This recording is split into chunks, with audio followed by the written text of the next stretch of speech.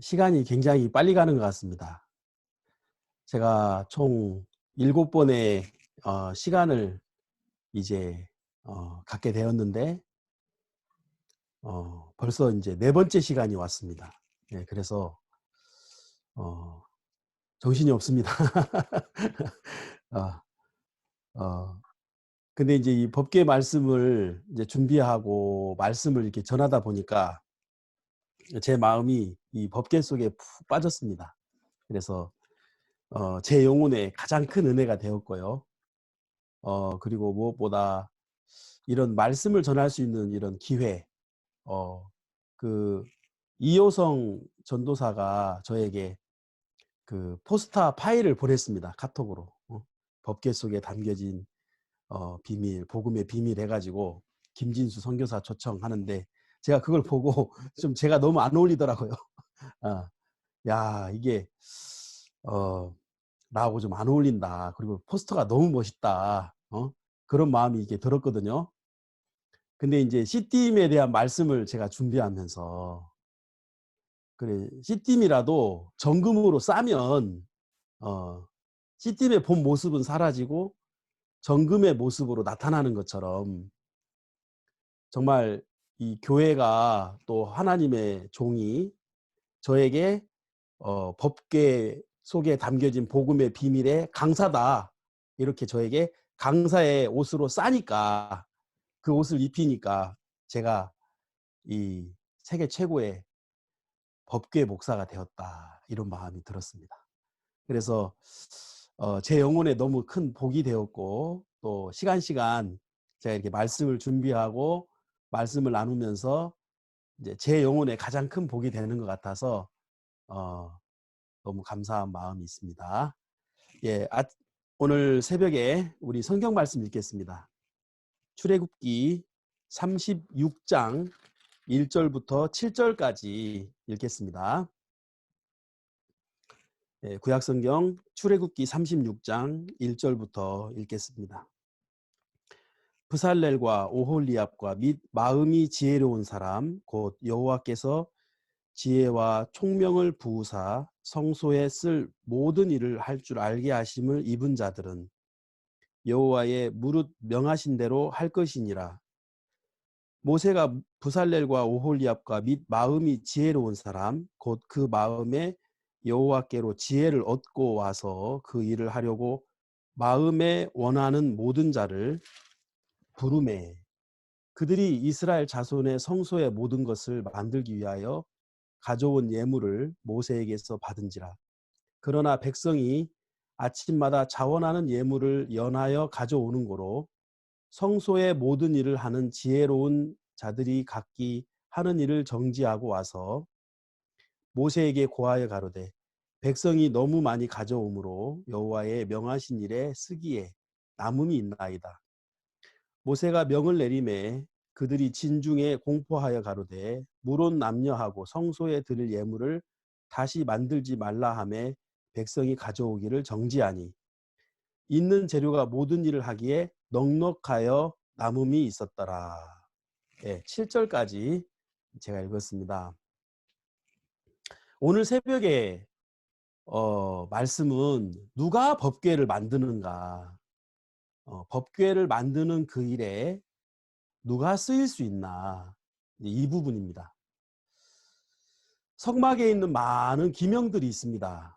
그 많은 기명들 중에 물론 이제 성막의 모든 기명을 다 만드는 일을 하기 위해서 브살렐과 오홀리압이 이제 부름을 입고 또 많은 사람들이 함께 쓰임을 받는데 지금 이제 주제는 법궤니까요. 법궤는 누가 만드나? 하나님이 우리에게 주신 가장 아름다운 그 선물 그리고 우리가 하나님과 하나가 될 수 있게 하는 이 법궤, 이 법궤는 누가 만드나? 이제 이 부분을 제가 이제 아침에 여러분들과 이야기를 하고 싶은 것입니다. 오홀리압과 브살렐이 모세와 함께 모세의 명을 받들어 이제 법궤를 만듭니다. 근데 이제 여기 출애굽기 35장과 36장을 읽어보면요. 이제 이 출애굽기 35장과 36장은 법궤를 만드는 부분에 대한 언급입니다. 이 말씀이. 근데 여기에 마음이라는 단어가 총 13번이 나옵니다. 마음이라는 단어가. 그러니까 이제 법궤를 맡은 자들 또 법궤를 매는 자들 어떤 그 직무에 있어서는 조건이 있어요. 어떤 자손이 이렇게 이제 직무에 조건이 있는데 법궤를 만들고 성막을 만드는 일에 있어서는 어떤 자손이 아니면 어떤 사람이라고 어떤 조건이 없습니다. 없고 마음이라는 단어가 13번이 나와요. 마음이라는 단어가. 자, 그러면서 이제 이 마음으로 한다는 이 단어를 세 가지로 정리할 수 있습니다. 세 가지로 정리할 수 있는데, 자, 그 첫 번째가 뭐냐면 마음이 감동을 받는 자, 마음이 감동된 자예요. 여기 출애굽기 35장 26절에 보면 마음에 감동을 받아 이렇게 돼 있거든요. 자, 그리고 21절 출애굽기 35장 21절에 무릇 마음이 감동된 자. 첫 번째, 마음이 감동된 자. 마음이 감동된 자. 두 번째는 이제 마음에 자원하는 자. 여기 보면 35장 21절에 무릇 마음이 감동된 자와 무릇 자원하는 자가 와서 성막을 짓기 위하여 이렇게 되어 있습니다. 또 이제 그 22절에 곧 마음에 원하는 남녀가 와서 이렇게 되어 있고요. 36장 2절에도 모세가 부살레가 마음이 지혜로운 사람 그 마음에 원하는 모든 자를 이렇게 마음에 자원하는 자. 첫 번째는 마음이 감동된 자. 두 번째는 마음에 자원하는 자. 그리고 이제 세 번째가 이제 뭐냐면 마음이 지혜로운 사람입니다. 마음이 지혜로운 사람. 그렇죠? 여기 35장 10절에 무릇 너희 중 마음이 지혜로운 자는 이렇게 돼 있고 또 35장 35절 지혜로운 마음을 그들에게 충만케 하사 36장 2절에 이제 마음이 모세가 몹살렐과 모홀리압과 및 마음이 지혜로운 사람 이렇게 돼 있습니다. 자, 그럼 오늘 저는 여러분들과 우리가 벌써 3번을 통해서 법궤 속에 담겨져 있는 복음의 의미 그리고 법궤로 말미암은 이제 지성소의 영적인 의미를 우리가 서로 배웠는데 이제 오늘 이 네 번째 시간은 법궤를 만드는 사람은 누구인가? 누가 법궤를 만들 수 있고 성막을 짓는 일에 누가 쓰이는가? 이 성막은 굉장히 중요합니다. 모세의 율법이 두 돌판을 들고 시내산에서 내려왔을 때 그날 율법을 어긴 이스라엘 백성이 3,000명이 죽습니다. 여러분 3,000명이 죽은 건 율법을 어겼기 때문에 죽은 게 아니고요. 성막이 없었기 때문에 죽은 거죠. 우리가 율법으로 인하여 죽는 게 아니라 성막이 없었기 때문에 그 율법을 어긴 그 죄를 해결할 곳이 없었기 때문에 죽은 거죠. 그러니까 이 성막이라는 것은 특히 성막의 핵심 이 법궤는 굉장히 중요한 겁니다. 그리고 하나님과 연결되는 통로고 또 우리의 죄가 사해지는 우리의 죄를 해결하는 곳입니다. 근데 이 법궤를 만들고 성막을 만드는 일에 어떤 자손, 어떤 조건이 있는 게 아니라요. 이 일에 있어서는 마음이라는 단어가 3번이 나오고 마음이 13번이 나오고 3가지의 마음의 조건이 있다는 것이죠. 여러분 신앙은 2가지의 신앙이 있습니다. 일하는 자의 신앙, 일로서 하는 신앙이 있고요. 마음으로 하는 신앙이 있습니다. 자, 여러분 일로서 하는 신앙이 일이 된 사람은 반드시 피곤합니다. 왜? 일이 피곤하거든요. 그래 신앙이 일로 되어진 사람은 반드시 피곤하고 또 반드시 한계를 만납니다. 자, 일로서 신앙을 하는 사람들에게는 무엇을 기대하냐면 일로 하는 신앙을 하는 사람들은 결과를 기대합니다. 그리고 이익, 어떤 대가를 기대합니다. 그래서 성경은 뭐라고 말하냐면 일하는 자에게는 그 삭을 은혜로 여기지 아니하고 빚으로 여기거니와. 자, 어떤 내게 이익이 됐을 때 내게 이익이 되지 않는 것 때문에 마음이 지치는 겁니다. 결과가 없기 때문에 마음이 지치는 겁니다. 그러면 그러면 여러분, 내가 지금 지치고 내가 어떤 한계를 만난다는 것은 그 사람은 지금 신앙이 일이 돼 있다는 것입니다. 그러면 이제 마음으로 신앙을 한다는 것은 어떤 것이냐면 자기를 희생하는 거죠. 예. 희생이 기쁨인 거예요. 희생이 기쁨. 그리고 손해볼 마음으로 이제 사는 겁니다. 마음으로 살기 때문에. 그러니까 일하는 자의 신앙 속에 들어간 사람들은 기쁨이 없어요. 시간이 흐를수록 일이 커질수록 정말 마음이 지치고 어려워질 수밖에 없는 거예요. 일이기 때문에.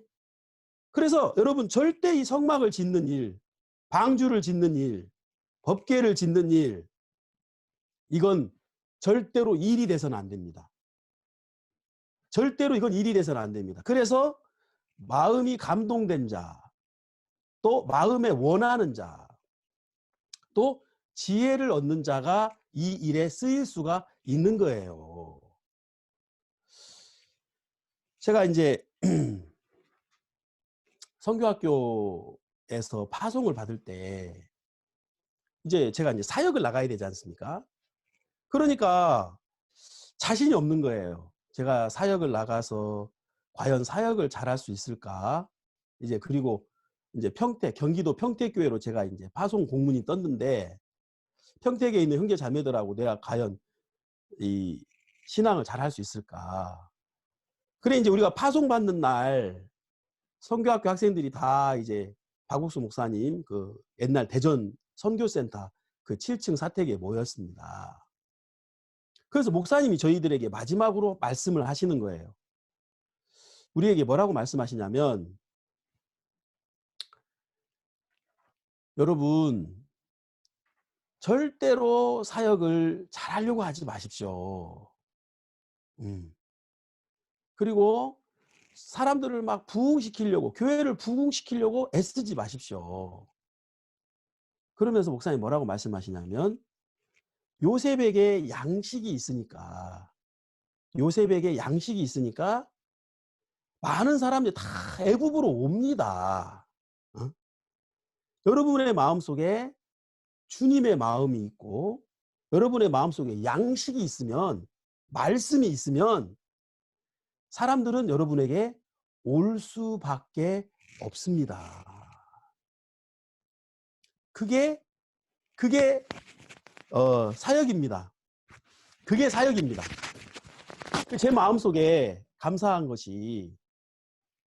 제 마음에 감사한 것이 야 사역을 가서 이렇게 해라 저렇게 해라 이럴 때 이렇게 해라 저렇게 해라 어떤 명령이나 법칙이나 그런 게 아니라 사역은 내가 뭘 하는 게 아니라 내 안에 양식이 있으면 영혼들도 오고 또 떠난 사람들도 돌아오고 사역이 된다는 것이죠.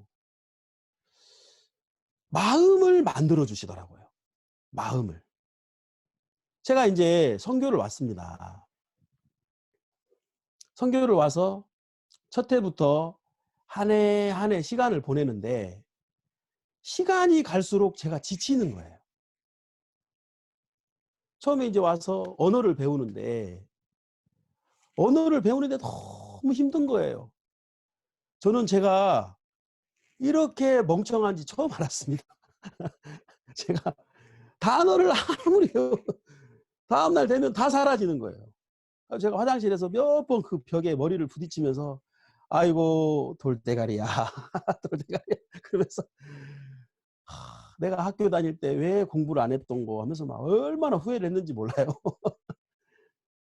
그리고 이제 막 뜨거운 열정으로 단기 선교사들하고 같이 여기서 복음을 전하려고 애를 썼습니다. 제가 이제 와서 전도 노트를 만드는 1년에 우리가 보통 200명, 300명에게 복음을 전했거든요. 만난 사람들, 뭐 복음 전한 사람들. 근데 교회에 세워지지가 않는 거예요. 한 해가 지나도 두 해가 지나도.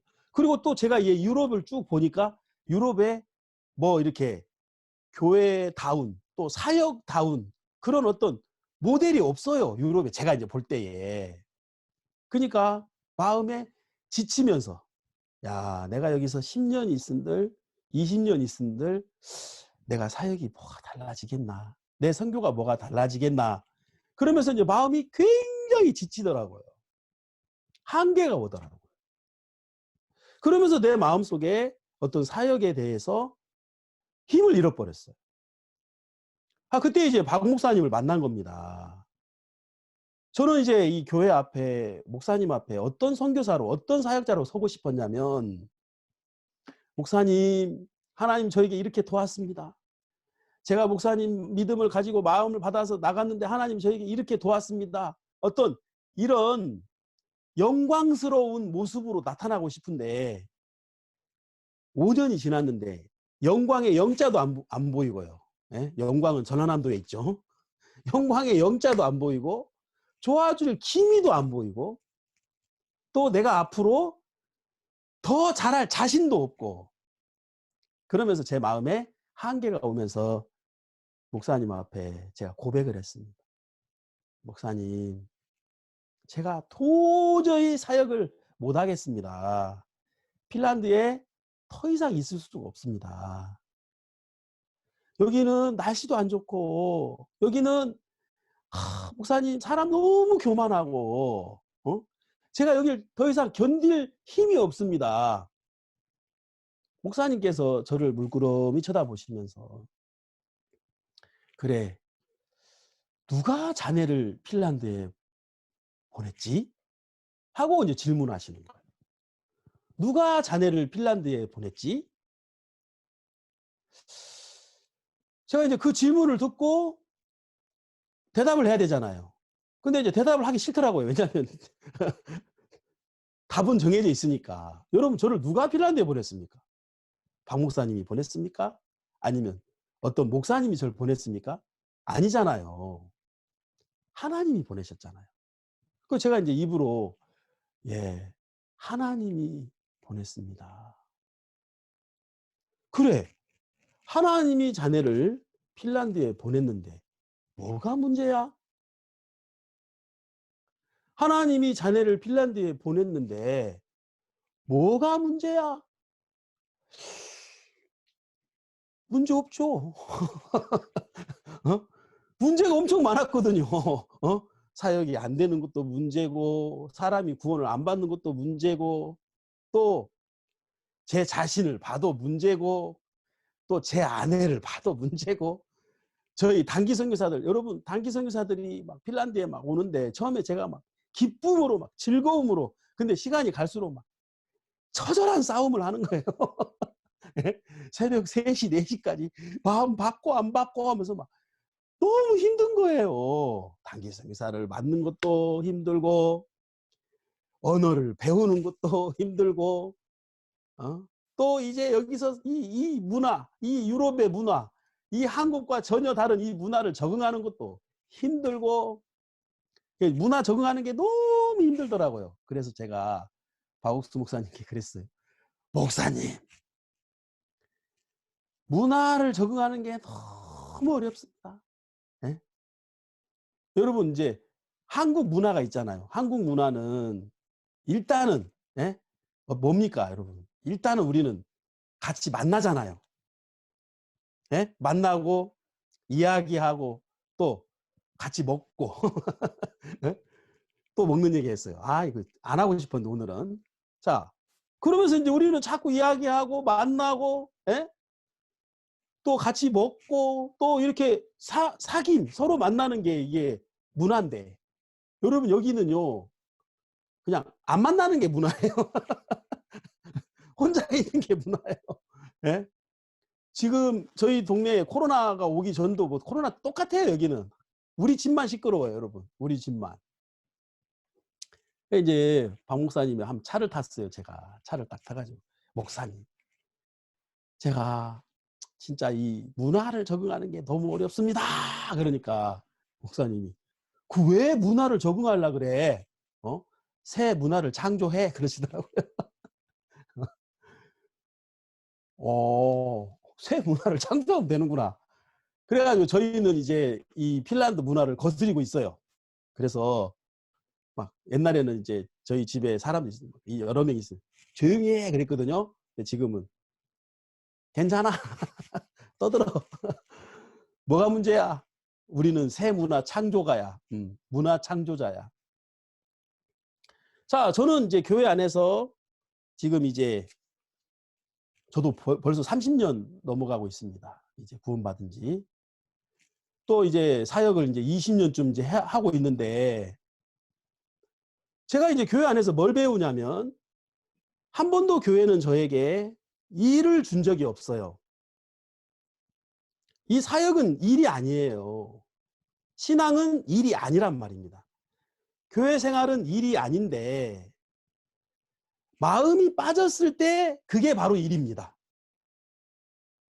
마음이 빠진 상태에서 마음이 없이 우리가 복음의 일을 하고 마음 없이 우리가 물질로 섬기고 마음 없이 교회를 가고 자 마음이 없이 할 때 그것은 곧 일이고요.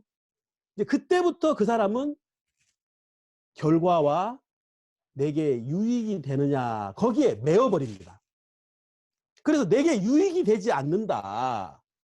그리고 내가 어떤 결과가 없다. 그러면 그때부터 그게 문제가 되기 시작하고 피곤해지고 그러면서 마음이 지치고 어렵고 한계에 끌려가면서 마음이 절망으로 떨어져 버리는 거예요. 왜냐하면 마음이 빠졌기 때문에. 근데 여러분 신앙은 마음으로 하는 거예요. 자, 여러분 법궤는 어떤 일이 아닙니다.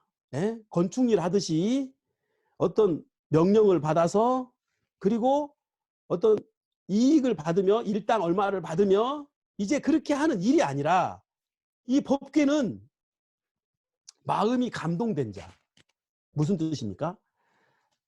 이 법궤의 의미를 발견한 사람이죠. 우리가 죽을 수밖에 없는데 정말 우리가 영원한 죄로 말미암아 멸망을 받을 수밖에 없는 우리를 주님이 속죄소로 율법을 덮으셨구나. 이 법궤는 나를 살리는 것이구나. 이 법궤는 우리 모든 사람을 살리는 것이구나. 그러니까 이 법궤를 만드는 것도 기쁨이요. 법궤를 매는 것도 기쁨이요. 법궤를 들고 가는 것도 기쁨이라는 것입니다. 여러분 마음으로 한다는 건 기쁨으로 하는 거예요. 자, 여러분 기쁨으로 복음을 전하고 기쁨으로 하는 거예요. 자, 여러분 저는 유럽에서 선교를 하면서 또 어떤 부분이 너무 힘들었냐면 제가 이제 유럽에서 이제 독일 프랑크푸르트에 오영신 선교사님이 2011년도에 파송을 받아서 오셨어요. 예, 그러면서 이제 우리가 같이 신앙생활을 하는데 이 오영신 목사님하고 마음을 합하는 게 너무 어렵더라고요, 제가요. 스타일도 너무 다르고 어떤 추구하는 것도 너무 다르고 또 제가 이제 이렇게 좀 맞추면 또 저렇게 바뀌어 있고 또 그렇게 좀 맞추면 또 이렇게 바뀌어 있고 그러니까 마음에서 함께가 안 되고 자꾸 마음에 불평이 올라오고 막 힘이 드는 거예요. 이제 또 이제 월드 캠프라는 이제 유럽에도 이제 유럽 캠프가 있어요. 2009년부터 오스트리아 비엔나에서부터 이제 해마다 우리가 유럽에서도 월드 캠프, 그 유럽 캠프를 합니다. 그럼 유럽 캠프를 한번 할 때마다 물질도 참 많이 들고요. 그리고 이제 유럽은 나라가 다 다르잖아요. 예? 우리 유럽에 지금 현재 선교사님들이 22명이 있습니다. 그리고 나라는 15개 나라에 있습니다. 15개 다른 나라에서 우리가 이제 다른 언어로 이제 살다가 이제 월드 캠프를 하고 유럽 캠프를 하면 한 나라가 지정이 됩니다. 이제 주로 이제 독일에서 해왔어요. 그럼 독일에서 이제 하면은 이제 사람들을 이제 데리고 이제 가야 되는데 이제 비행기 값도 들고요. 또 회비도 들고요. 물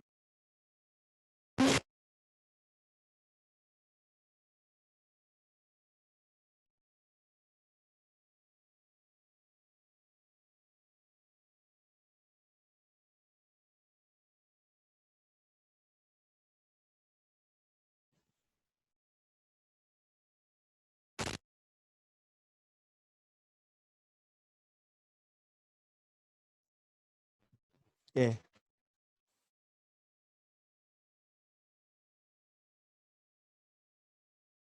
소리 잘 들리세요? 네. 소리 잘 들리시죠?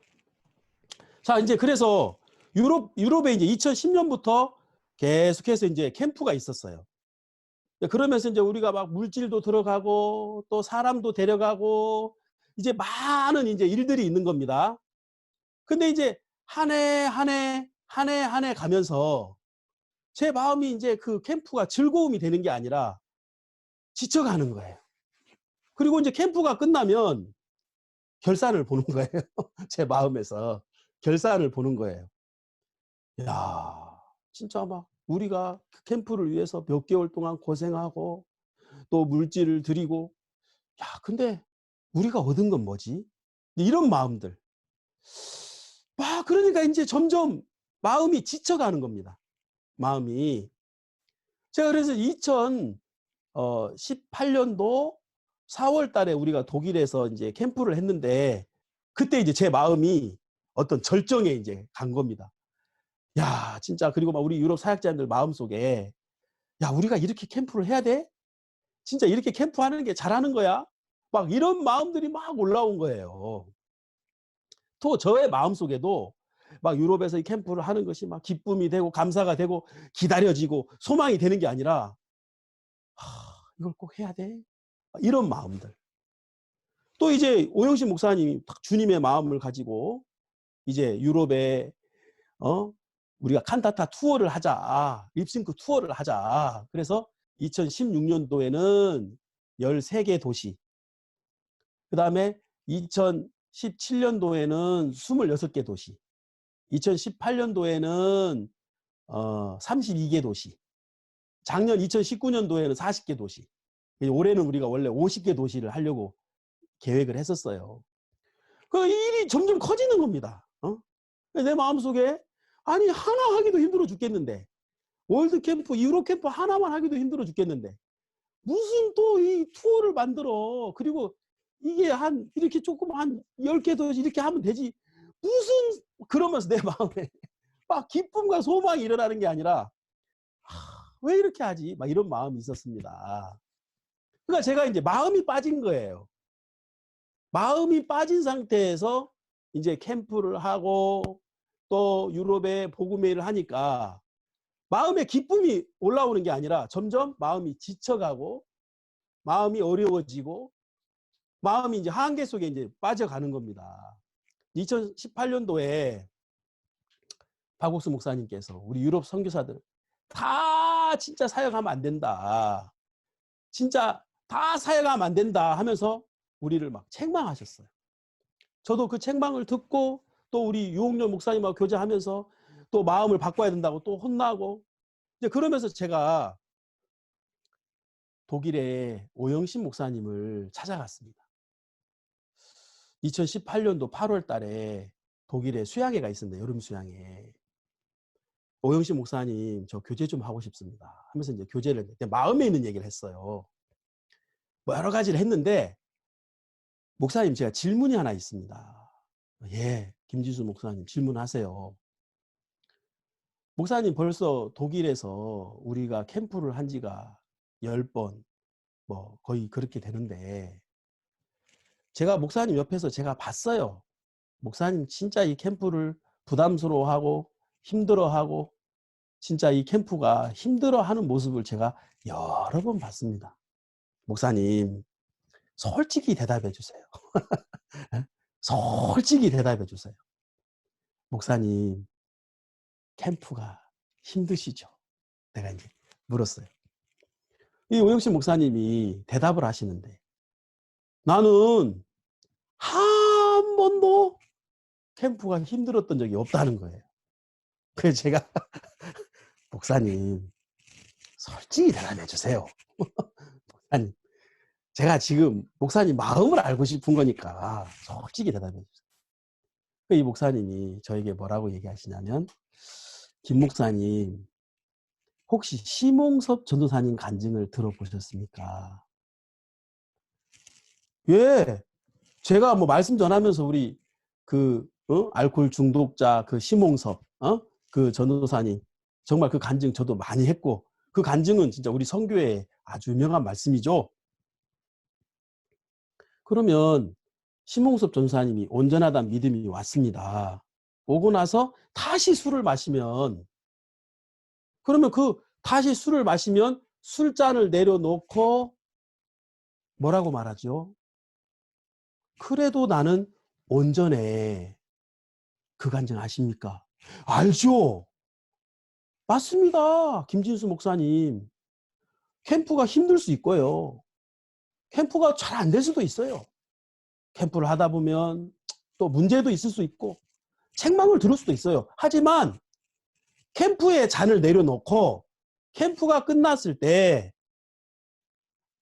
그래도 캠프는 좋아. 그래도 캠프는 감사해. 그래도 캠프는 즐거워. 그렇게 말하는 거 아닙니까? 그 이야기를 듣는데 제 뒤통수에 망치 한 대를 딱 맞는 느낌인 거예요. 띵 하면서 그동안 제가 얼마나 그 간증을 많이 했는지 몰라요. 말씀 전하면서. 여러분 믿음이란 여러분이 어떻게 살았든지 간에 술을 마셨어도 술잔을 내려놓고 말씀을 믿는 믿음으로 결론을 내리는 것이 믿음입니다. 근데 제가 이 캠프가 그러니까 이 오영신 목사님하고 나하고 마음의 차이가 여기서 나는구나. 믿음이냐 믿음이 아니냐의 차이가 여기 있었구나. 자, 여러분 우리가 어떤 삶을 살았어도 최종 판결을 내릴 때 결론을 내릴 때 믿음으로 말씀으로 결론을 내리는 거잖아요. 아멘? 예. 자, 여러분 내가 어떤 삶을 살았든지 간에 여러분 말씀으로 결론을 내리는 거. 자, 그러니까 이제 이 오영신 목사님은 하나님의 말씀에 캠프는 좋은 거야. 하나님의 말씀에 이 캠프는 온전해. 그래서 온전한 거예요. 근데 저는 캠프가 온전치 않은 거예요. 그러니까 저는 내가 즐거워야 되는 거예요. 저는 내가 좋아야 되는 거예요. 내가 무슨 유익이 있어야 되는 거예요. 내게 어떤 결과가 있어야 되는 거예요. 여러분 이익과 결과는 나를 기쁘게 하는 거잖아요. 그러면 주님을 기쁘게 하는 건 뭡니까? 믿음이죠. 여러분 주님을 기쁘게 하는 건 믿음입니다. 믿음은 말씀을 믿는 거죠. 그날 정말 내 마음에 정말 마음이 팍 꺾이더라고요. 그리고 내 마음이 무너지더라고요. 그리고 막 눈물이 나더라고요. 내가 지금까지 신앙과 사역을 잘못했구나. 그런 마음이 들면서 마음이 무너지고 마음이 꺾이면서 그때부터 저도 배웠습니다.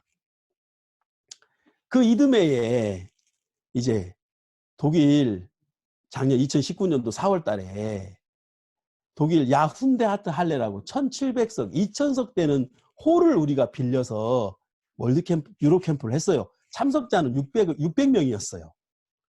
그러니까 저는 600명인데 1700석을, 이거는 저는 늘 그런 사람이었습니다. 근데 제 마음속에 말씀으로 그리고 저 오영신 목사님 마음에 있는 믿음이 내 마음에 저 마음하고 내가 함께 해야 되겠다. 마음을 함께 하게 된 겁니다. 마음을 같이 하게 되는 겁니다. 어떤 결과나 유익을 쫓는 게 아니라 마음을 함께 하는 게 바로 그게 신앙이고 그게 사역이었던 것입니다. 그러면서 야운데 아트 할레에서 우리가 독일 야운데 아트 할레에서 캠프를 했는데 사람이 많이 온 것도 아닙니다. 그리고 무슨 진짜 캠프가 성황리에 된 것도 아닌데 내 마음에는 캠프가 너무 즐거웠습니다. 왜? 이 캠프는 온전해. 이 캠프는 좋은 거야. 야, 이 캠프는 하나님이 우리와 함께 했어. 제가 믿음으로 캠프를 받아들인 겁니다. 마음으로 캠프에 함께하게 된 겁니다. 그러면서 이제 2018년도에 우리가 이제 크리스마스 칸타타 투어를 하는데 32개 도시를 하게 됐어요. 2018년도에. 그리고 2019년도에는 40개 도시에서 우리가 캠프를 하게 됐어요. 크리스마스 칸타타 투어를 하게 됐는데 일이 굉장히 많습니다. 그리고 그거 하려면요. 준비할 것도 엄청 많아요.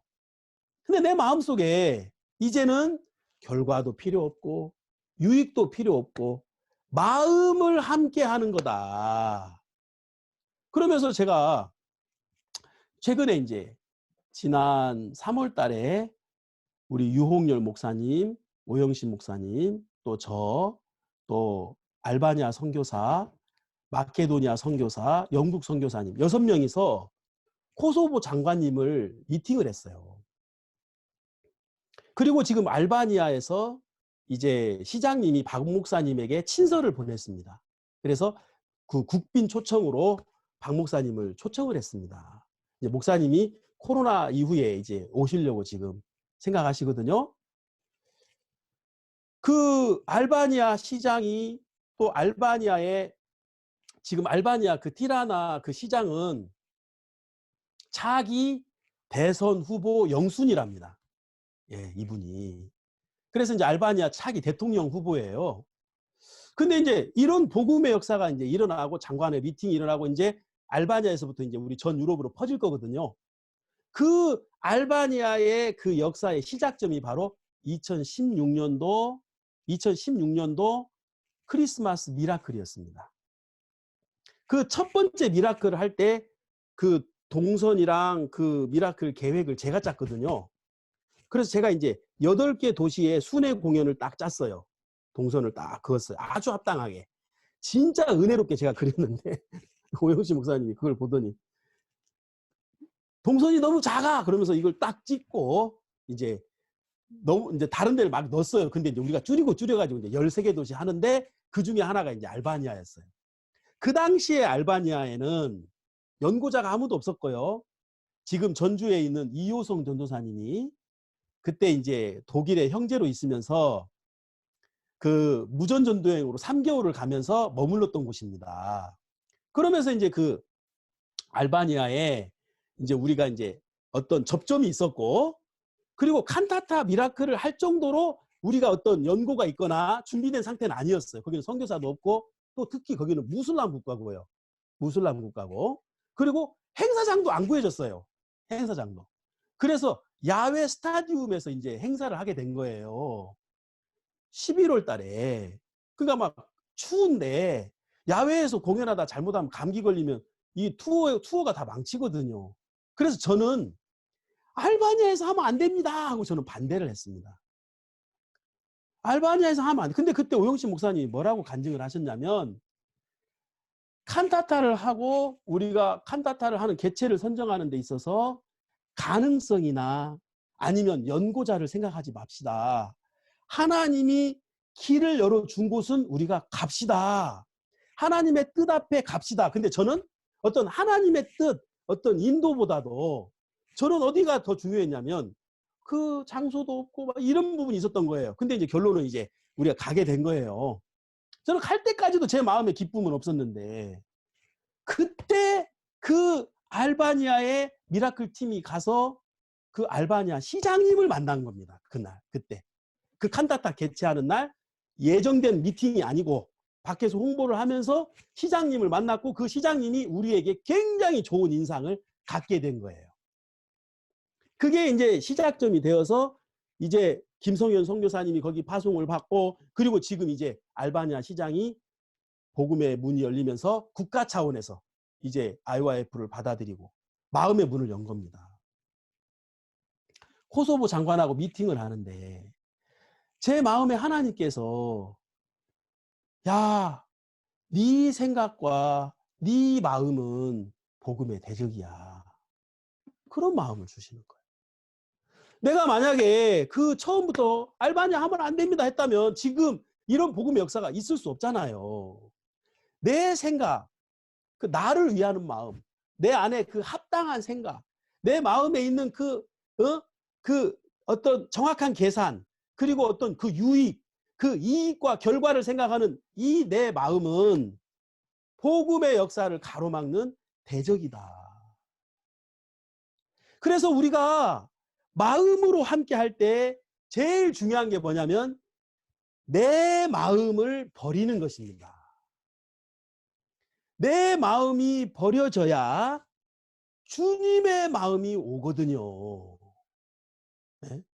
자, 그러면서 제가 이제 유럽에 캠프를 하는 일 앞에 칸다타로 이제 우리가 미라클로 도는 그 복음의 일 앞에 그리고 또 지금 CLF의 일 앞에 제 마음이 바뀐 거예요.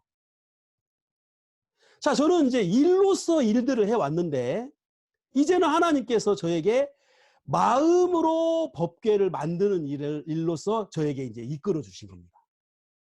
이 유럽의 복음을 전하는 일은 곧 유럽의 법궤를 만드는 일이잖아요. 유럽의 복음의 일들은 곧 성막을 짓는 일이잖아요. 근데 거기는요, 어떤 조건이 필요한 게 아니라 마음이 필요한 겁니다. 마음이 감동된 자. 마음의 감동이 뭡니까? 마음이 움직이는 거예요. 여러분, 법궤 속에 숨겨져 있는 하나님의 마음을 우리가 발견하면 우리의 마음이 움직입니다. 그 마음이 우리 속에 전달이 됩니다. 그러면서 우리의 마음이 바뀝니다.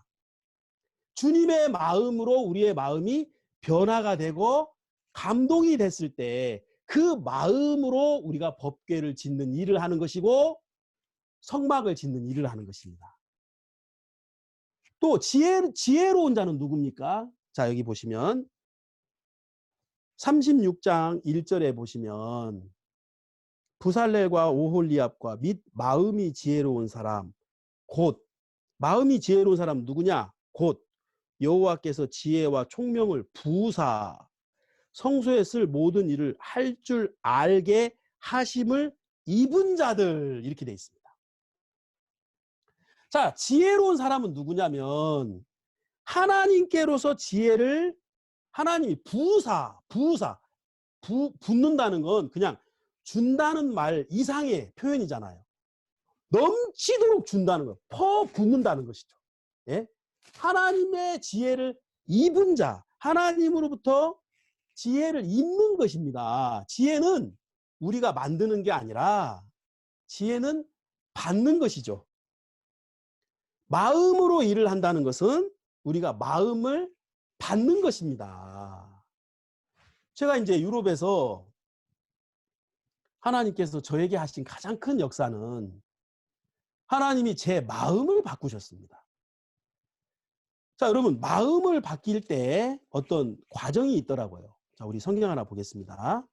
마태복음 13장에 보시면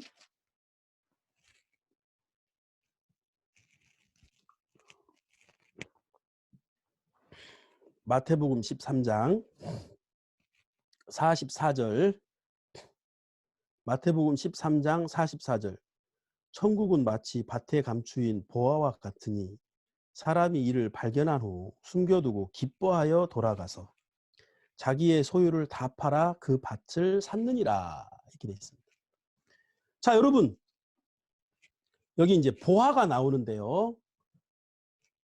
금은 나는 곳이 있고 은은 나는 광이 있다고 되어 있습니다. 여러분, 은과 금은 만드는 게 아니라 이미 만들어져 있는 것을 우리가 캐내는 거죠. 여러분, 지혜는, 여기서 이 보화는 지혜인데, 지혜는 발견하는 겁니다. 자, 첫 번째, 발견을 하고요. 두 번째, 숨겨두고 기뻐합니다. 예, 발견을 하고, 기뻐하고, 그 다음에 세 번째, 자기의 소유를 다 팔아 자기의 소유를 버립니다. 그러면서 보화가 내 것이 되는 거예요. 자, 이 보화는 신령한 하나님의 세계를 의미합니다. 믿음도 포함되는 것이고, 지혜도 포함되는 것이고, 은혜도 포함되는 것이고. 자, 여러분, 이런 마음의 세계는 누구의 것이냐면, 첫 번째, 발견합니다. 발견. 만드는 게 아니고, 제작이 아니고요. 발견. 교회 안에 있어요. 여기 있는 이 밭에 감추인 보화, 이 밭은 교회를 말하는 것이죠. 네. 교회 안에 감춰져 있는 보화가 있는데, 이 보화를, 이 믿음을, 이 지혜를 내가 발견을 하고, 이걸 발견하고 나면 마음이 기뻐져요. 마음이 감동이 돼요. 네? 기뻐져요. 그래서 억지로 이 보화를 사는 게 아니라요. 네? 억지로 그 밭을 사는 게 아니라 기쁨으로 자기의 소유를 팔아버립니다. 기쁨으로 자기의 소유를, 자기가 버려지는 거예요. 자기 마음이 버려지는 거예요. 자기 생각이 그냥 버려지는 거예요. 팔아지는 거예요. 그리고 그 밭을, 그 지혜를 내가 얻는 거예요. 이렇게 돼 있는 겁니다. 제가 유럽 캠프, 또 이 복음의 일, 이 복음의 멍에를 저는 일로 받았습니다. 그러니까 일로 받은 자는 기쁨이 없어요. 네? 즐거움이 없어요. 이 사람은 일 속에 있기 때문에 피곤하고 지치고, 그리고 형식적입니다. 자, 여러분, 마음으로 하는 사람한테는 뭐가 나타나냐면 희생이 나타나요. 자기가 손해볼 마음이 나타난다는 것입니다. 손해를 보는데 기쁜 거예요. 제가 아들이 둘이 있는데 제가 언제 기뻐요? 내가 아들 걸 뺏을 때 기뻐요? 그러면 제가 아버지가 아니죠. 제가 아들한테 주는 겁니다. 내가 뭔가를 먹고 싶다가도 아들이 원하면 주는 겁니다. 내가 아들에게 뭔가를 주는데 억지로 준 적이 한 번도 없어요. 네? 제가 뭐 제 신발을 아들한테 준다든지, 아니면 제 뭐 옷을 아들한테 준다든지, 어떤 필요한 돈을 준다든지 한 번도 아까운 적이 없어요. 기뻐요. 아들에게 준다는 게. 이게 바로 마음으로 하는 거예요. 하나님이 여자들에게 아이를 낳을 때 아이만 주시지 않고 뭐도 주셨습니까? 아이를 사랑하는 마음도 주신 거예요. 맞습니까? 그러니까 이 아이를 능히 키우고 남는 그 힘이 어머니의 마음이잖아요. 우리가 구원을 받고 우리가 거듭날 때, 또 우리가 신앙 안에서, 여러분, 하나님은 우리에게 한 번도 억지로 하게 하신 적이 없습니다. 법궤는 억지로 만드는 사람은 절대 만들 수 없어요. 성막은 마음이 감동되고 마음에 자원하는 자. 마음이 자원한다는 건 자기를 희생한다는 뜻입니다. 자원. 자원은 보수가 없는 상태예요. 발룬티어. 그러니까 자원봉사, 보수 없이 봉사하는 게 자원봉사죠. 자원한다는 것은 대가 없이 일한다, 그 말입니다. 대가가 없는데 왜 기쁘죠? 내가 희생하는데 왜 기쁘죠? 자, 여러분, 그게 바로 마음으로 하는 겁니다. 아멘. 자, 여러분, 그래서 여러분이 신앙생활이, 또 교회생활이, 이 복음을 전하는 일이 왜 내게 기쁨이 되지 않느냐? 그건 자기의 마음이 버려지지 않았기 때문에, 자기의 소유가 팔리지 않았기 때문에, 자기의 소유를 팔지 않았기 때문에 밭을, 지혜를 살 수가 없는 거죠. 그렇구나. 제가 이제 이 오영신 목사님에게 마음이 열리고 마음으로 함께하기 시작했습니다. 마음이 자원하는 것입니다. 이제 이 유럽의 복음의 일에 내가 함께하는 것입니다. 마음이 감동되고, 하나님이 내 마음의 영역을 넓히시고, 이제 핀란드 어떤 내교회 이게 아니라 하나님 이제 유럽, 더 나아가서 전 세계에 복음을 전하는 일에 함께 할 수 있고, 또 내 것이 복음을 위해서 쓰여지고, 또 내가 복음을 위해서 쓰여지는 것이 기쁨이 되고 즐거움이 되는 거예요. 자, 여러분 여기 이제 우리 성경 하나 찾겠습니다. 열왕기상 여러분 2장을 한번 펴주세요.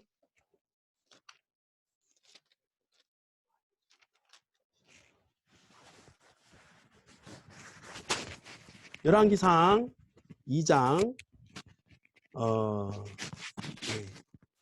여기 열왕기상 2장 1절에서 9절까지 여기 이 내용에 보면 1절에 보면 다윗이 죽을 날이 임박함에 그 아들 솔로몬에게 명하여 가로되 내가 이제 세상 모든 사람의 가는 길로 되었나니 너는 힘써 대장부가 되고. 자, 이 2장 1절부터 9절까지는 다윗이 솔로몬에게 마지막으로 남긴 말입니다. 이게 다시 말하면 다윗의 유언이에요. 이 성경에 이 다윗의 생애, 여러분 사람이 죽기 전에 남기는 게 가장 그 사람에게 중요한 거잖아요. 그러니까 2장 1절에서 9절까지는 그 뒤 다윗의 뒤를 잇는 솔로몬에게 지금 주는 어떻게 보면 가장 핵심적인 메시지고 유언인데, 이 유언에 3명의 사람이 등장합니다. 자, 여기 5절에 보면 수르야의 아들 요압이 내게 행한 일 곧 이스라엘 군대의 두 장관 넬의 아들 아브넬과 예델의 아들 아마사에게 행한 일을 네가 알거니와 저가 저희를 죽여 태평시대에 전쟁의 피를 흘리고 전쟁의 피로 자기 허리에 띈 띠와 발에 신은 신에 붙였으니 내 지혜대로 행하여 그 백발로 평안히 음부에 내려가지 못하게 하라. 여기 보면 이제 요압이라는 사람이 나옵니다. 여러분, 제가 이제 그 다윗의 생애에서 가장 중요한 전쟁이 그 여부수 산성을 침공하는 것이었습니다. 그 여부수 산성은 산성이기 때문에 난공불락이에요. 이길 수 없는 전쟁이었습니다. 근데 그때 여부수 산성을 수구, 그 물이 흘러내리는 그 물을 뜨는 그 수로, 그러니까 그 산성이기 때문에 밑에 있는 강물을 이제 길어 올리고 하기 위해서 이제 그 관처럼 이렇게 수구를 딱 만드는 거예요. 그 수구를 타고 올라가서 이제 전쟁을 하는데, 이 수구는 지키기가 너무 편한 겁니다. 왜냐하면 한 사람밖에 못 올라간대요. 그러니까 한 사람은 위에서 이러고 있다가 올라오는 사람을 그냥 창으로 찔러 죽이면 이건 뭐 아무 문제가 안 되는 겁니다. 그러니까 이제 수구를 통해서 전쟁을 이긴다, 이게 보통 어려운 일이 아닌데 요압이 여부수 산성 수구의 1번으로 올라간 사람입니다. 그러니까 죽음을 무릅쓰고 전쟁을 한 거예요, 이 요압이. 그리고 다윗의 그 생애에 그 수많은 전쟁 속에 요압은 늘 함께 했고 군대 장관으로서 수많은 업적을 남겼습니다. 근데 지금 여러분 마지막에 요압에 대해서 다윗이 감사해하고 즐거워하고 기뻐하는 게 아니라 정말 다윗이 그 요압에 대해서 불편하고 다윗에 대해서 축복할 수 없는 거예요. 실제로 이 요압은 엄청난 일을 했고요. 실제로 이 요압은 엄청난 수고를 한 사람인데, 자, 그런데 여러분 보세요. 여기 7절에 마땅히 길르와 바실레의 아들들에게 은총을 베풀어 저희로 내 상에서 먹은 자 중에 참회하게 하라. 내가 네 형 압살롬의 낯을 피하여 도망할 때 저희가 내게 나와왔었느니라. 바후림 베냐민의 사람 여기 내게 나왔느니라. 7절에 보면 바실레라는 사람이 나오거든요. 여러분, 이 바실레라는 사람은 뭐 전쟁에 함께하거나, 요압하고 이 바실레를 비교해 보면 요압이 한 일이 훨씬 많아요. 업적도 많고 죽음을 무릅쓰고 전쟁을 하고. 근데 다윗의 마음에는 요압이 너무 고통인 겁니다. 왜 그랬을까요? 요압은 다윗과 마음이 달랐습니다. 자, 여기서 이제 두 가지를 얘기합니다.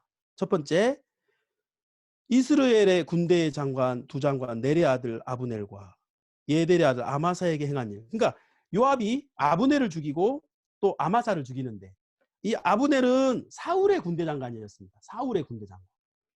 아마사는 압살롬의 군대 장관이었습니다. 그러면 사울과 압살롬의 공통점은 다윗의 원수였죠. 그러니까 요압은 당연히 사울의 원수에 속한 군대 장관들을 죽여야 된다. 그러니까 선악관의 오름으로써 일들을 처리했습니다. 말 그대로 일을 한 사람이에요. 그런데 다윗은 아브넬을 죽이지 않았습니다. 아브넬과 화평을 했고요. 아마사와 화평을 했습니다. 왜냐? 다윗이 왕이 되기 위해서는 모든 이스라엘을 얻어야 됩니다. 그러니까 사울이 왕이었다가 다윗이 왕이 됐으니까 사울에게 속한 사람들이 당연히 마음이 어떻습니까?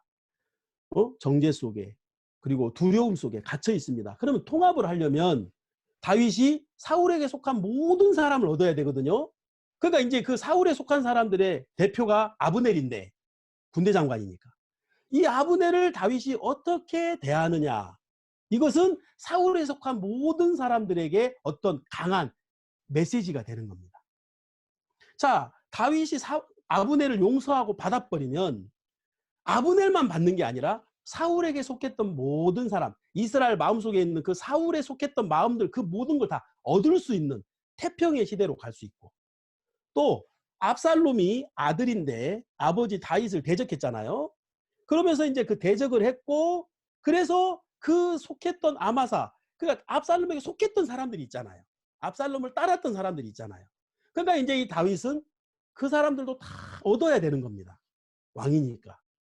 그런데 문제는 뭐냐면 이 요압이 이 둘을 결정적으로 죽여요.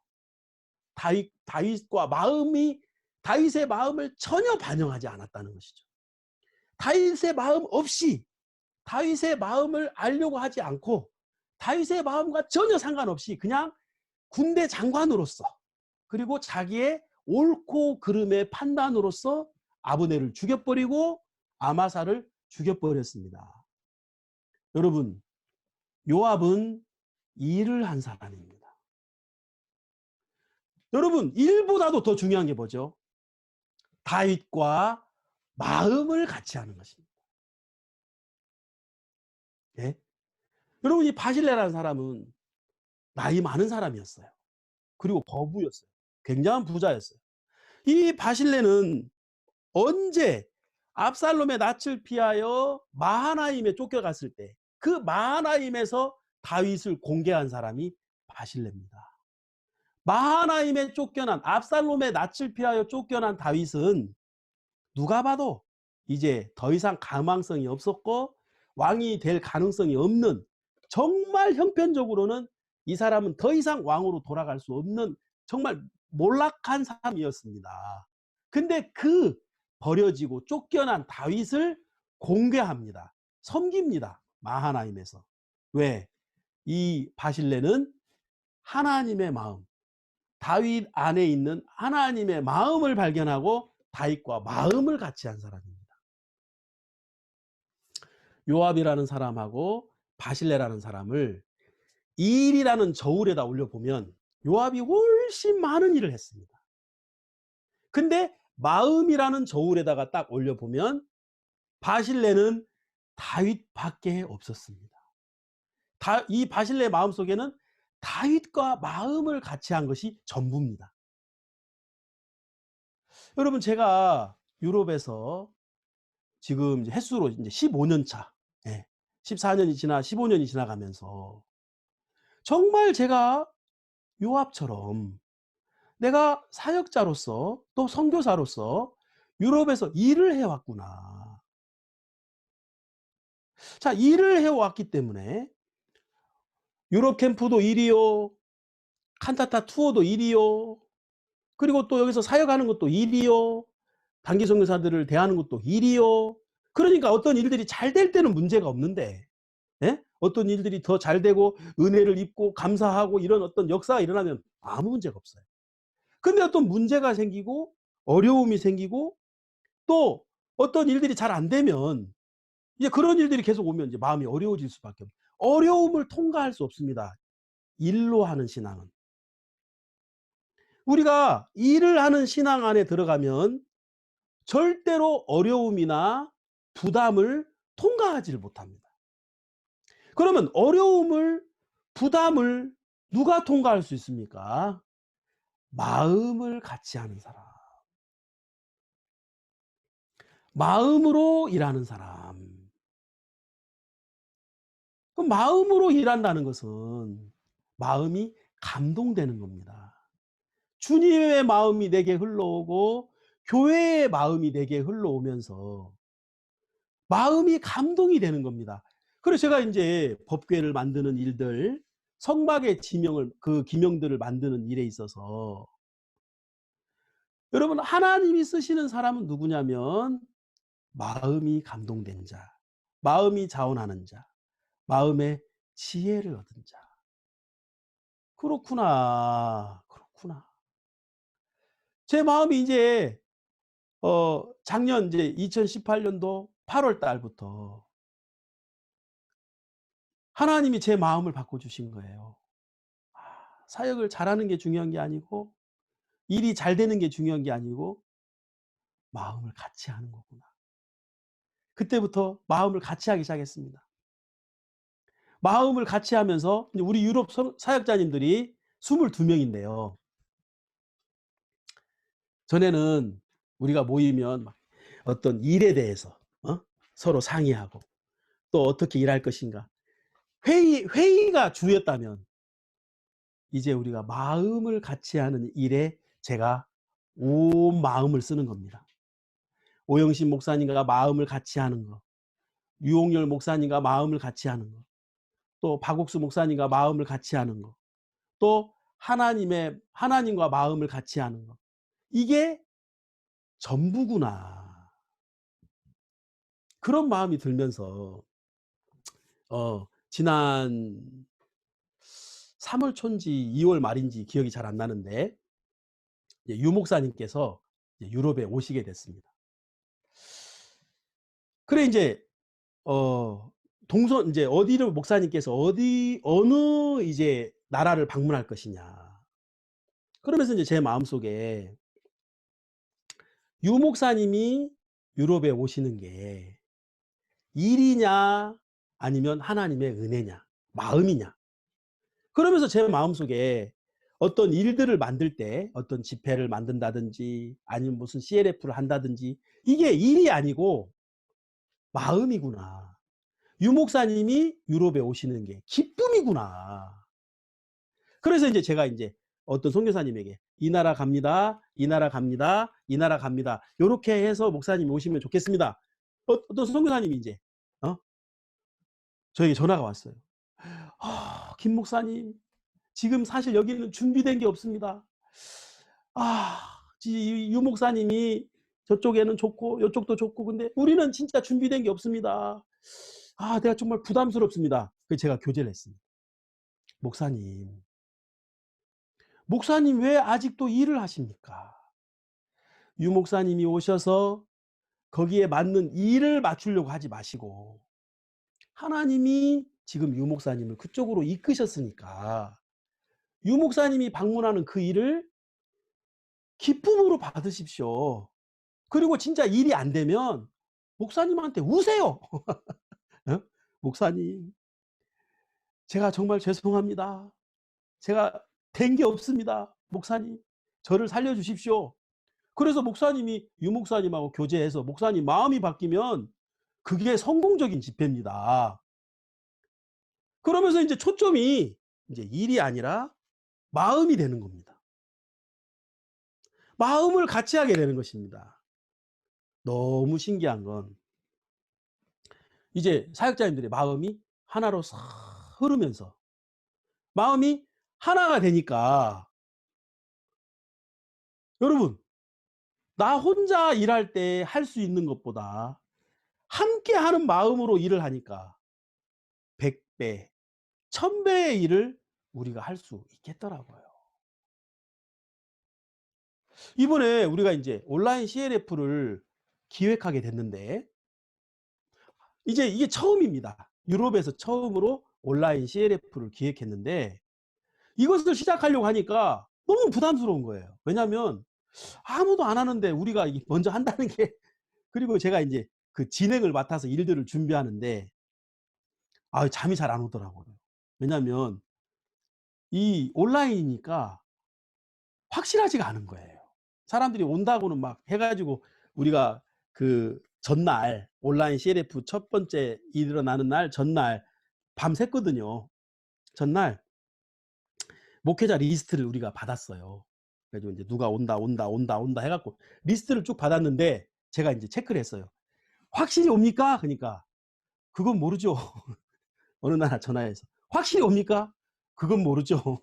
보니까 리스트는 몇백 명인데 확실히 온다고 우리가 보장을 못해. 이게 이제 복불복인 거예요. 그러니까 이제 박 목사님이 창에 들어오시고 했는데 아유 진짜 뭐 썰렁하니 뭐 유럽 현지 목사들도 없으면 그 생각이 드니까 갑자기 잠이 안 오면서 주님 은혜를 베푸소서. 자 온라인 CLF를 하는데 마음이 같으니까 잠이 안 와도 즐거움이고 사람들이 오는 것도 즐거움이고 그 일들을 겪으면서 일어나는 그런 모든 그런 에피소드 또 그러면서 일어나면서 나는 어떤 그런 어려움들이 짐이고 피곤한 게 아니라 그래 이제 우리 오영신 목사님이 박 목사님께 전화를 해서 목사님 저희가 목회자들을 교단 대표 28명 또 일반 목회자 총 합해서 200명을 우리가 모았는데 목사님 정말 죄송합니다. 저희들이 이분들에게 복음까지는 못 전했습니다. 그냥 목사님 앞에까지만 모시고 가면 목사님이 복음을 전해서 해결해 주실 줄 믿었습니다. 하고 하니까 목사님이 그래? 그러면서 이제 이번 CLF 때 목사님께서 자세하게 복음을 전해 주신 거예요. 그러면서 이번에 참석했던 목사님들이 전부 다 마음을 열면서 우리 선교회가 가지고 있는 이 복음, 우리가 가지고 있는 이 복음은 100% 은혜로만 되어진 100% 예수 그리스도의 피로만 되어진 복음이잖아요. 그러니까 순수하다는 것은 이물질이 전혀 끼지 않은 상태죠. 순수 복음이라는 것은요. 은혜로만 믿음으로만 only by faith, only by grace, only by Jesus. 이게 이제 순수 복음인데 이 100% 순결한 이 복음은 우리에게 있잖아요. 제가 이번에 CLF를 끝내고 자 이제 온라인 CLF에 200명의 목사님이 왔습니다. 자 그다음에 이분들을 우리가 방치할 수는 없지 않습니까? 또 징검다리 또 이분들을 또 만나야 되는데 자 여러분 이게 일입니까 즐거움입니까? 즐거움입니다. 이제 우리가 이 유럽의 방송국에도 우리가 합시다. 근데 우리 핀란드에 그 TV7이라는 방송국이 있는데 우리하고 이제 좋은 관계는 있지만은 뭐 밀접하거나 우리가 원하는 걸 다 반영해주는 그런 방송국은 아닙니다. 유 목사님께서 핀란드 그 TV7 거기 연락해봐. 예 목사님 하고 연락을 하니까 이분들이 우리 그 목사님 말씀을 핀란드 더빙을 하면은 올려주겠다. 그러니까 이 복음의 일은 일이 아니고요. 마음입니다. 아멘. 마음이 감동되고 마음이 자원되어서 또 하나님이 주시는 것을 받은 자들이 자기의 소유를 다 팔아 기쁨으로 그 밭을 샀느니라. 아멘. 자, 그러면서 이제 제가 마음이 달라지니까 유럽이 너무 좋은 거예요. 유럽이 너무 감사한 거예요. 이제 한 번은 제가 박 목사님께 이렇게 얘기했습니다.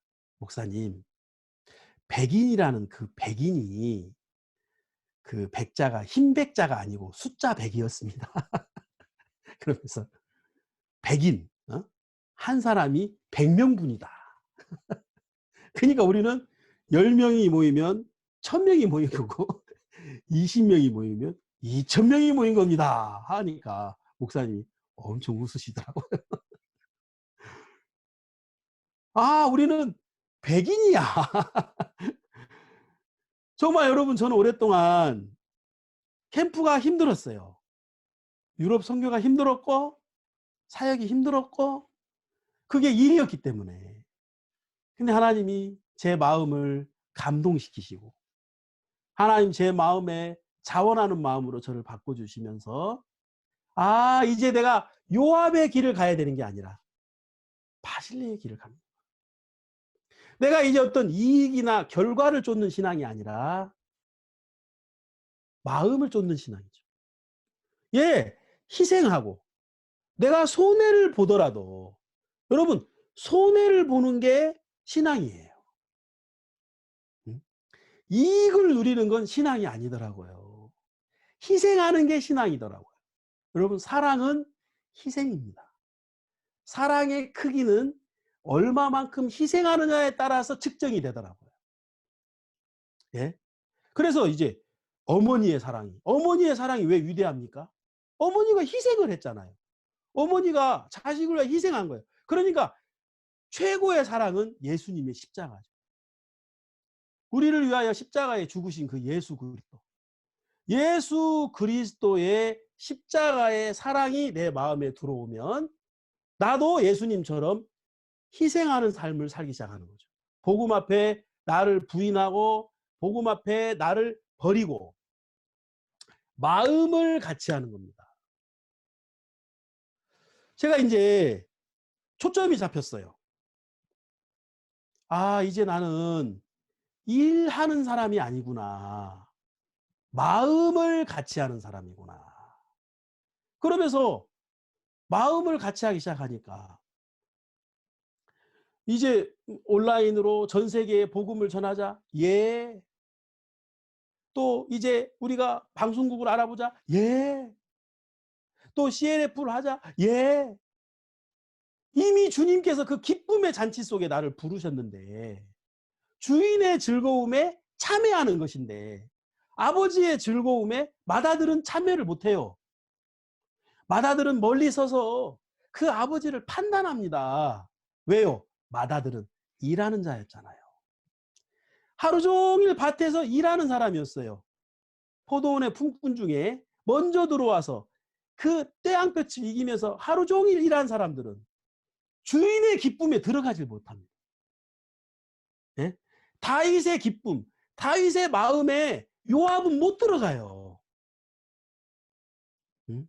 일하는 자는 주님의 기쁨에, 복음의 기쁨에, 복음의 멍에에 법궤를 만드는 일에 들어갈 수가 없습니다. 그런데 하나님의 은혜를 입은 자, 하나님의 사랑을 만난 자. 제가 이제 박 목사님이 내가 19살 때, 19살 때, 19살 때 얘기를 굉장히 많이 하시거든요. 근데 목사님이 저에게 교제해 준 게 있습니다. 우리가 똑같은 간증을 계속해야 되는 이유는 내 마음이 그때로 돌아간다. 19살 때, 19살 때 하시면서 목사님 마음에 주님의 마음이 머무는 겁니다. 주님의 사랑이 머무는 것이죠.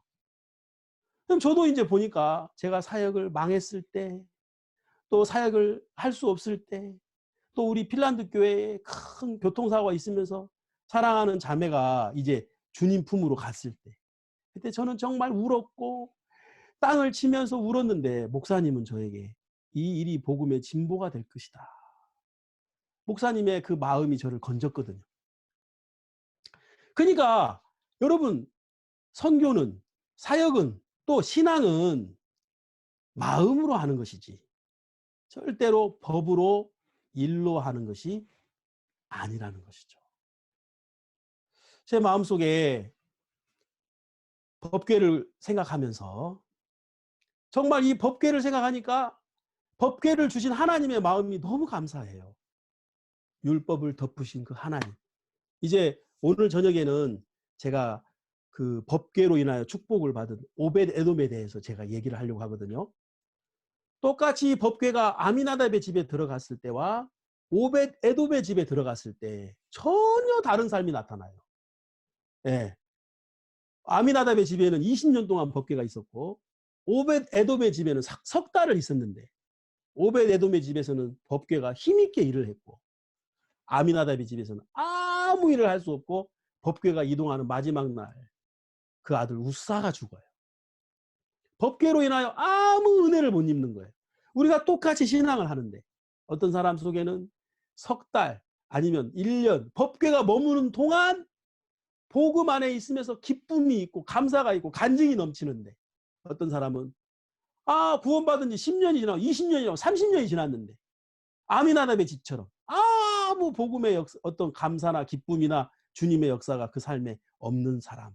그 이유에 대해서 이제 성경적으로 오늘 저녁에는 이 법궤로 인하여 얻는 그 축복된 삶과 법궤로 인하여 아무것도 없지보다 아미나의 삶에 대해서 오늘 저녁에 이야기를 하려고 하는데 그 전에 오늘 부살레가 오홀리압 모세의 마음속에 있는 성막 기명에 대한 그림을 모세가 정확하게 하나님으로부터 받았고 그 하나님의 뜻과 마음을 부살렐과 오홀리압이 그대로 흘러받았고 그래서 오홀리압과 부살렐은 누가 필요하냐면 마음이 감동되고 마음이 자원되고 마음이 지혜를 얻은 마음을 함께하는 사람이 필요한 겁니다. 그래서 다윗은 하나님과 마음을 합한 왕이고 사울은 하나님과 마음이 다른 왕이었습니다. 그래서 우리가 어떤 직분이 중요한 게 아니라 일이 중요한 게 아니라 우리가 정말 마음을 같이 하는 세계에 들어가야 됩니다.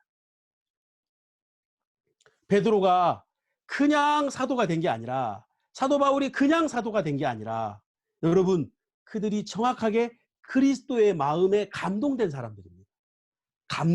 감동은 스스로 만드는 게 아니죠. 무엇인가가 그 마음을 터치하고 그 마음을 움직인 거죠. 주님의 마음이 흘러와서 또 주님의 사랑이 흘러와서 또 말씀이 흘러와서 내 마음이 감동이 된 그래서 내가 만들어낸 에너지가 아니라 주님으로부터 받은 에너지로 그 힘으로 우리가 법궤를 만들고 성막을 만들고 복음을 지키는 복음을 전하는 복음의 일을 복음으로 사는 복음의 기쁨 속에 하나님이 그 영광 속에 우리를 두셨기 때문에 우리 속에 기쁨이 없는 게 이상한 겁니다. 정말 제 마음에 코로나가 없을 때 맞게 하나님이 복음의 일을 하셨고 또 코로나가 오니까 오히려 우리는 더 바빠졌어요. 지금 더 힘있게 복음이 전해진 거예요. 진짜 인터넷을 통해서 하나님이 더 힘있게 복음 이번에 3억 지금 현재 9,000명 이제 시간이 갈수록 더 늘을 겁니다. 저희도 원래 그 TV7 방송국이 30만 명인 줄 알았는데 우리가 오늘 확인해 보니까 700만 명이랍니다. 네? 그래서 670만 명이 늘었어요. 그러니까 이제 이게 더 힘있게 넓게 복음이 전해지는데 주님께 너무 감사한 것은 정말 하나님이 이런 걸 우리에게 억지로 일로 주신 게 아니라 기쁨으로 주신 것입니다.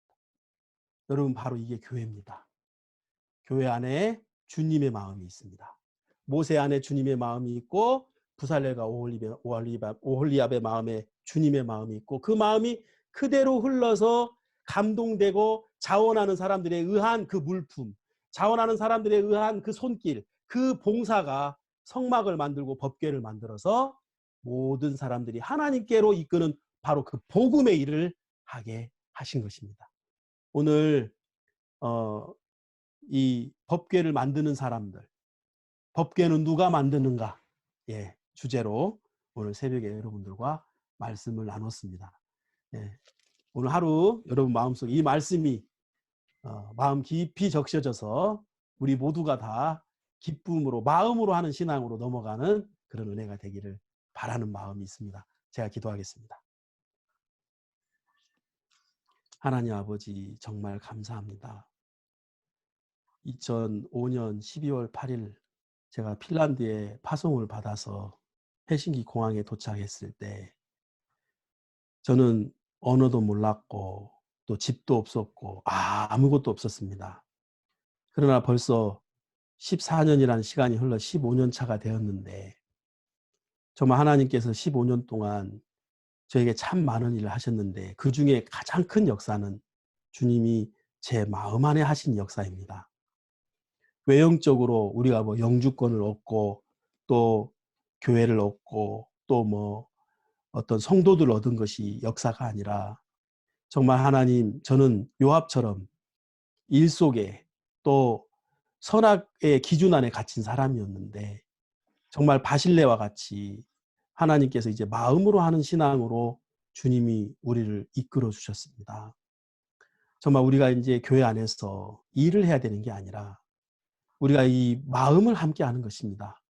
우리의 마음이 감동되어지고 마음이 자원되어지고 마음의 지혜를 얻을 때 바로 우리가 이 시대의 오홀리압과 부살렐입니다. 우리가 이 시대의 법궤를 만드는 사람들입니다. 바로 우리가 이 시대에 정말 성막을 만드는 사람들입니다. 하나님, 우리 형제 자매님들 축복해 주시고 정말 우리 형제 자매님들 구원받고 복음을 듣고 교회 안에 있는데 하나님께서 그 마음에 역사하시고 일하셔서 정말 우리의 마음에 기쁨으로 감사로 이 복음의 일을 정말 주님이 오시는 날까지 함께 정말 하게 되기를 주님께 기도를 드립니다. 오늘 이 모임 앞에 감사하며 예수님의 이름으로 기도했습니다.